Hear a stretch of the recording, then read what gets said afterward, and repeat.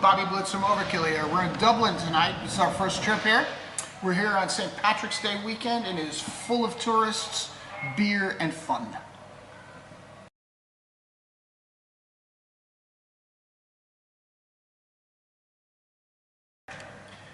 We started a new year, 2014, working on a record that we dragged from the end of 2013 into 2014.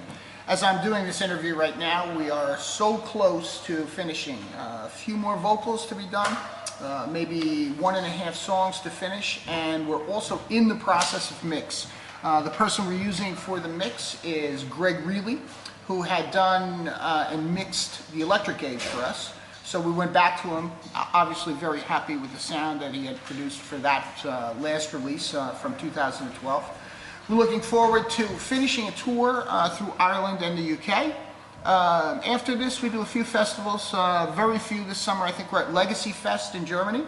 Also Heavy MTL, we're playing on a Metallica Day up in Montreal. And then we start our US tour in September, which will start with a festival called Prague Power in Atlanta. In October, we come to Germany and to the rest of Europe.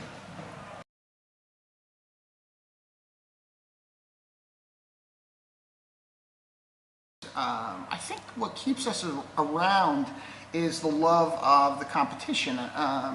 This is more than just a band. This has become a life. So I really think that we love to compete, we love to win, we love to get into the game. We almost look at it to some degree as sport. And I think that becomes the motivation for it, that you're always trying to outdo your last performance. And I think it's a good principle to have, because what ends up happening is that you grab moments, and if you succeed in those moments and more opportunities present themselves afterwards.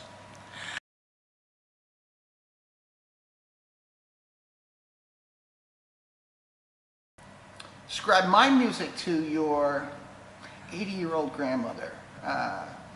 Pure, honest energy.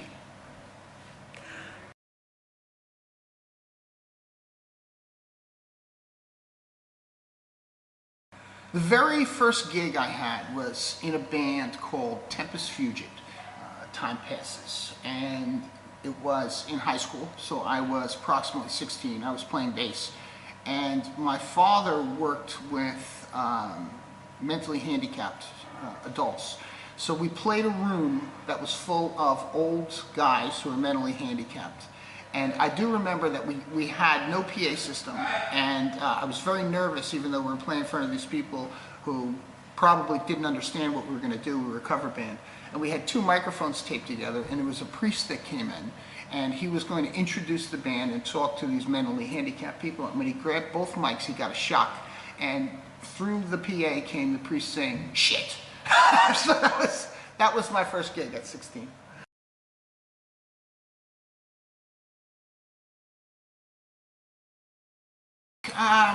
You know, there's a certain feeling you have inside yourself when, you know, it's obviously a creative process, but I don't think of myself as an artistic person. I think of more as a person who assembles things. There's a feeling that's inside when it's done, or that the parts are right. So when it's ready to record, it's really a sixth sense. It's not a matter of, oh yes, it's ready because this is done. It's ready because it feels ready inside. And I don't know how to describe that in words. It's primarily just a feeling. It's probably one of those things, or a sense that you acquire from being in a band for so long, that you just have the feeling and you know when it's ready.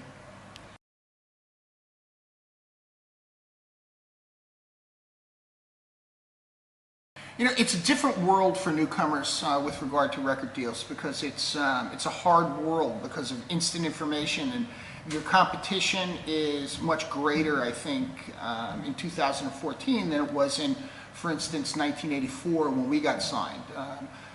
You know, somebody records something, instantaneously that information is available to the world if they want it to be. So that's great that you can get that kind of publicity.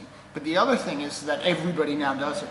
Anybody can record. The technology, to some degree, means you don't even have to be great. What I would suggest is really learn how to play, first and foremost. don't rely on the technology to take you through. Rely on your own abilities first, then use the technology to enhance that. I think that that's probably the best way to do it. And I think it's also one of the reasons that bands like Overkill stay, is because we had to know how to play first and foremost prior to this technology. We recorded analog, and this was tape, and you had to play.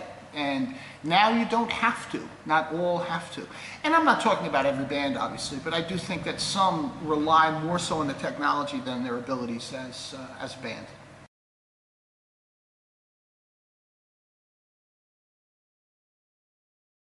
Oh, gee, I don't know. I mean, this is a probably a real personal question, because it affects me from a business standpoint.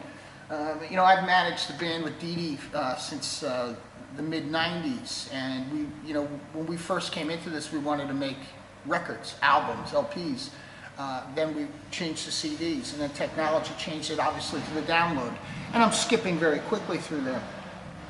And the download is great, and I think people should be able to sample things, but it makes the business that much harder. I think you have to be creative these days and look for different opportunity how to make your business successful, and whether that be merchandise or whether that be specialized product, et cetera, things that people actually want to hold in their hand.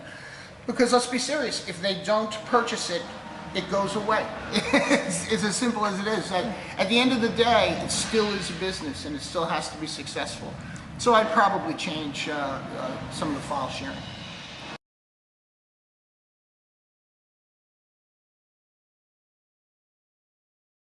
I disagree, because I've never had to experience all of that. You know, I was a fan before I was in a band.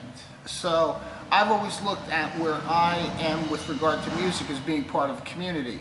So I never have a problem talking to people in the business, talking to people who buy the records, having them as my friends, whether they're a fan club or whether they're just somebody who comes to the show, whether they like the record or don't like the record. So I never looked at it like that. I kind of looked at it more as a fantastic opportunity. You know, it could have been another way for me, but this way it's brought to me by those people who, let's say, take that privacy. But if I give it away willingly, it doesn't really bother me at all.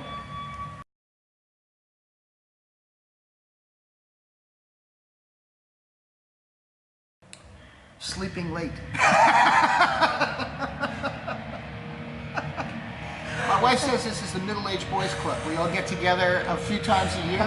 We go out for a few months at each time, and we roll dice and drink beer and smoke Cuban cigars. You know, so it's, you know, it feels very successful to be able to live your life that way. But I also think that, you know, one of the things about Overkill is we've always been a very grounded band. You know, we have both feet on the ground, no head in the stars. It's we are what we are, and we know what we are, and we like to work. So I think that you put that together, we're really regular guys with a great opportunity.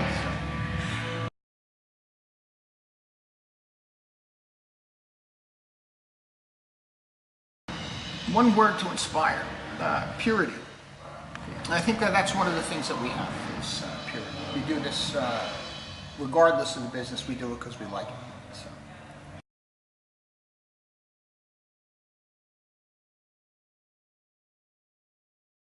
Barack Obama.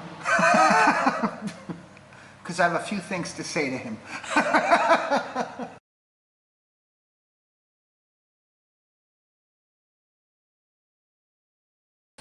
If I was a salad, the kind of dressing I would like would be a Caesar dressing, because Caesars are emperors.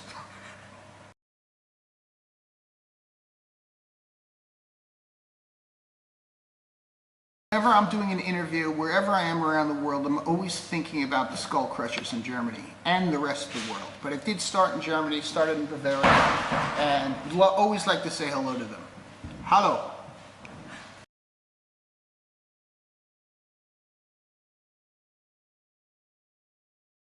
Overkill is always, I think our reputation is to deliver, you know, and that's always really important. It's never like, this is going to be a better show than yesterday. What's the most important show is always the show that you're about to do. And I think that if you take that principle from day to day, whatever person comes in here to pay for this is not going to be disappointed with what we present.